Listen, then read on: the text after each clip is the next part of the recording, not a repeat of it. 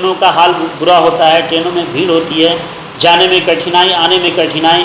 मैंने देखा और मैं खुद भोगा हूँ कि आदमी आदमी से नहीं, आदमी की तरह नहीं, जानवर की तरह गया है।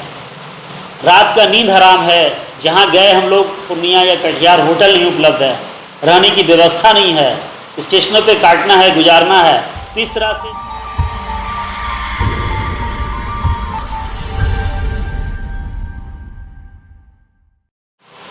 8 तारीख को 67वीं बीपीएससी का एग्ज़ाम हुआ।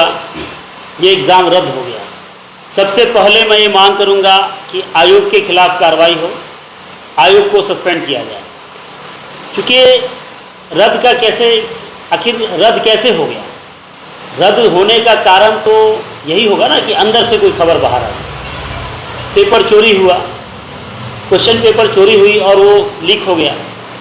जिस सेंटर पे लीक हुआ, आप वहाँ पे उस सेंटर को रद्द कीजिए। आप पूरे बिहार को रद्द कर रहे हैं। पूरे बिहार के बच्चों के साथ जो परेशानियाँ हैं, अब मैं ही हूँ, मैंने 67वीं में भाग लिया और मेरा सेंटर पूर्णिया भेज दिया गया। पूर्णिया में भी और दूर कृषि महाविद्यालय में।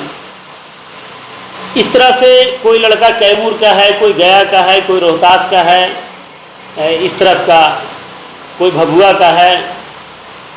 तो इधर के लड़कों को पूर्णिया, कटिहार और उससे भी दूर अररिया इस तरह से भेजा गया, किशनगंज।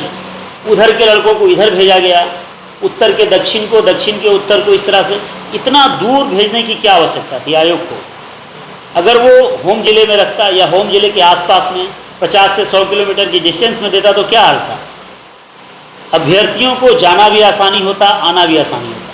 लेकिन जो इतना 300, 400 किलोमीटर की दूरी भेज दिया गया, लोग एक दिन पहले जाते हैं, ट्रेनों का हाल बुरा होता है, ट्रेनों में भीड़ होती है, जाने में कठिनाई, आने में कठिनाई।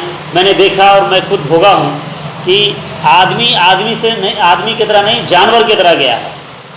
रात का नींद हराम है। जहाँ गए हम लोग पूर्णिया या कटिहार, होटल नहीं उपलब्ध है, रहने की व्यवस्था नहीं है, स्टेशनों पे काटना है, गुजारना है। तो इस तरह से स्टूडेंट जो होते हैं, अभ्यर्थी जो होते हैं, अपने जीवन को निकालते हैं कि भाई किसी तरह से मुझे नौकरी हो जाए। लेकिन नौकरी होना भी होता है तो इस तरह से कैंसिल कर दिया जाता है। एक लड़कों पे मुझे लगता है 4000, 3000, 5000 का खर्च है, कम से कम 3000 से कोई दाग नहीं है। जाना है, आना है। अच्छा, किराया जो है वो भी अनाप शनाप लिया जाता है। सेंटर पर जाने के लिए हम लोगों को पता नहीं है ऑटो रिक्शा का किराया क्या है, या बैटरी वाला रिक्शे का किराया क्या है, या दूसरे साधन का किराया क्या है। अनाप शनाप किराया मांगा जाता है। पूर्णिया से पटना का 800 रुपया बस वाला मांग रहा था, रही जबकि 800 रुपया नहीं, 300 किलोमीटर की दूरी है। मनमाना रेट है। होटलों में खाने पीने की का जो साधन है वो उसका रेट अनाप शनाप है। कहीं कुछ नहीं है। एग्ज़ाम के नाम पर हर जगह लूट मचाया जा रहा है। लेकिन ये बात ना सरकार को दिखाई दे रही है, ना आयोग को दिखाई दे रही है। इतना दूर भेजने से अच्छा होता कि आप नज़दीक के ज़िले में दे देते। पटना से किसी को जहानाबाद दे देते, गया दे देते, वैशाली दे देते, मुजफ्फरपुर दे देते। इस तरह आप बहुत ज़्यादा होता तो आप बेगूसराय दे देते, नालंदा दे देते, शेखपुरा दे देते। ये सब नज़दीक का ज़िला था, कहीं कोई कठिनाइयाँ नहीं होती, अपना लोग जाता आराम से, आता आराम से। इतना दूर भेजने की क्या जरूरत है?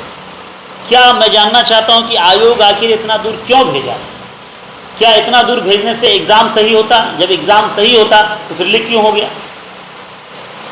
कसूर आपका और दूसरों के ऊपर आप परेशानियों का ये डाल रहे हैं।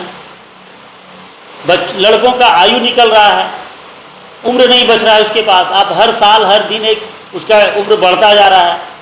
बाद में आप कहेंगे कि आपकी आयु नहीं है, आपको कैसे बैठाएंगे एग्ज़ाम में?